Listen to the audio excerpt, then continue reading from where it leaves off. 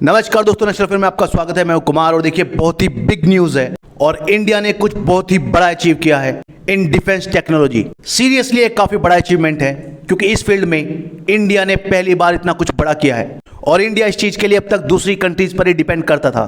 देखिए फ्राइडे को इंडिया की DRDO यानी defence research and development organisation ने पहली बार autonomous flying wing technology demonstrator का फ्लाइट टेस्ट किया और इसे एक क्रूशियल स्टेप माना जा रहा है भारत के उस प्लान के लिए जिसके अंडर इंडिया अपना खुद का full fledge stealth combat drone develop करना चाहता है। स्टेल्थ का मतलब आप लोगों को मालूम है, जो दुश्मन के राडार की पकड़ में ना आए, और कॉम्बैट ड्रोन से मतलब है कि ऐसा ड्रोन जो सिर्फ निगरानी के लिए काम ना आए बल्कि लड़ाई के वक्त दुश्मन के इलाकों में जाकर बॉम्ब भी गिरा कर आए। और इसी फील्ड में इंडिया ने autonomous flying wing technology demonstrator का फर्स्ट फ्लाइट टेस्ट किया है और देखिए इसको स्विफ्ट भी कहा जाता है। स्विफ्ट मतलब stealth wing flying test bed, और इसका टेस्ट किया गया था कर्नाटका के चित्रदुर्गा के एरोनॉटिकल टेस्ट रेंज में, जो अकॉर्डिंग टू द सोर्सेस पूरी तरीके से सक्सेसफुल रहा। देखिए इंडिया का ये जो डेमोन्स्ट्रेटर है, डेमोन्स्ट्रेटर से मतलब ये है जो सिर्फ डेमोन्स्ट्रेशन के लिए बनाया गया है।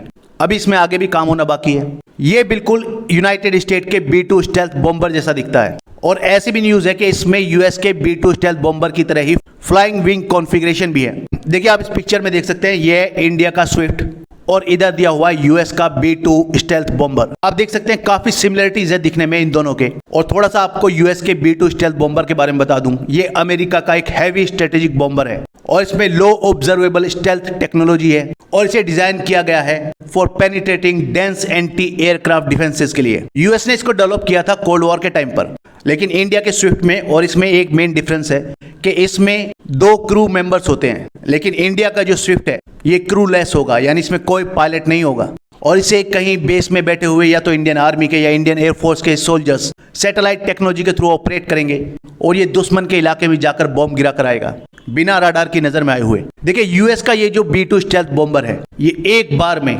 तकरीबन 8500 पाउंड क्लास के बॉम्ब ले जा सकता है या 2400 पाउंड के B-83 न्यूक्लियर बॉम्ब्स ले जा सकता है। और देखिए इसी की तरह का होगा इंडिया का अपना स्विफ्ट।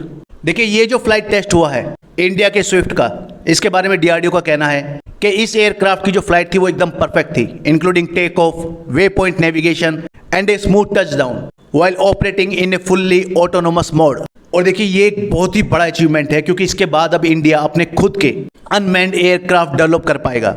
और सबसे बड़ी बात यह है कि इस तरह की डिफेंस टेक्नोलॉजी में इंडिया सेल्फ रिलायंट होगा, यानी पूरे तरीके से आत्मनिर्भर। हालांकि देखिए DRDO की तरफ से ये कंफर्म नहीं किया गया है कि ये जो फ्लाइट थी ये कितने टाइम के लिए थी, लेकिन इंडिया का ये जो अनमैन्ड एरियल व्हीकल है यानी UAV, इसे डिजाइन एंड डेवलप किया है इंडिया के ही एरोनॉटिकल डेवलपमेंट एस्टेब्लिशमेंट ने यानी ADE ने, जो बेस्ड है बेंगलुरु में, और ये इंडिया के DRDO की ही एक रिसर्च लेबोरेटरी है। फिलहाल इस UAV में जो इंजन लगा था वो रशियन मेड टर्बोफैन इंजन है, लेकिन ऐसी न्यूज़ है कि बाद में इसमें इंडियन मेड कावेरी इंजन लगाया जाएगा।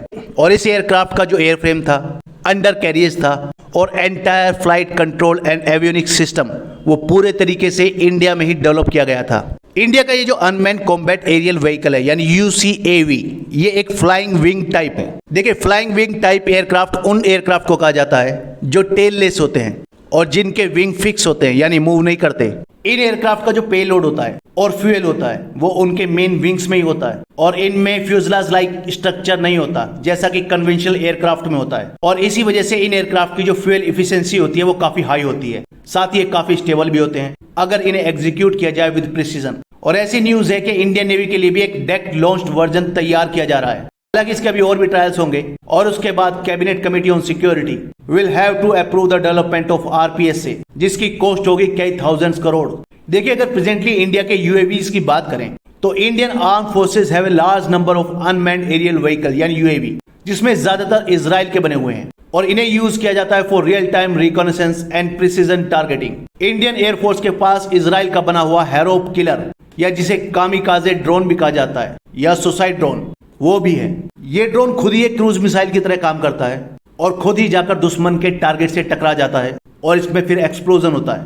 इंडिया फिलहाल एक 3500 करोड़ के अपग्रेड प्रोग्राम पर भी काम कर रहा है जिसका नाम है प्रोजेक्ट चीता। उसके अंडर इजराइल से लिए हुए अराउंड 80-90 इजरायली हेरोन UAVs उनको अपग्रेड किया जाना है और इसके अंडर इन्हें लैस किया जाएगा लेजर गाइडेड बॉम्ब से, air to ground anti tank missile से और साथ ही एडवांस रिकॉनेसेंस कैपेबिलिटीज से। लेकिन देखिए फिर भी इंडिया के पास अभी तक भी अपना कोई भी full fledged unmanned combat aerial vehicle नहीं है, जैसे कि अमेरिका का प्रेडेटर या रीपर ड्रोन्स। देखिए, इंडिया ने रिसेंटली यूएस के साथ एक डील की थी जो थी अराउंड 3 बिलियन यूएस डॉलर्स की। इसका मतलब तकरीबन 22,000 करोड़ रुपए। इसके अंडर इंडिया यूएस से 30 Hunter killer arm MQ-9B predator या सी गार्डियन ड्रोन्स लेने वाला था, लेकिन फिलहाल इंडियन गवर्नमेंट ने इस डील को होल्ड पर रख दिया है, क्योंकि एक तो इन ड्रोन्स की कॉस्ट बहुत ज्यादा है और दूसरा रीजन ये है कि इंडियन गवर्नमेंट का इस वक्त पूरा थ्रस्ट है on indigenisation in defence production. और देखिए, अगर इंडिया अब अपना स्विफ्ट कॉम्बैट ड्रोन डेवलप कर लेता है काफी जल्दी, तो शायद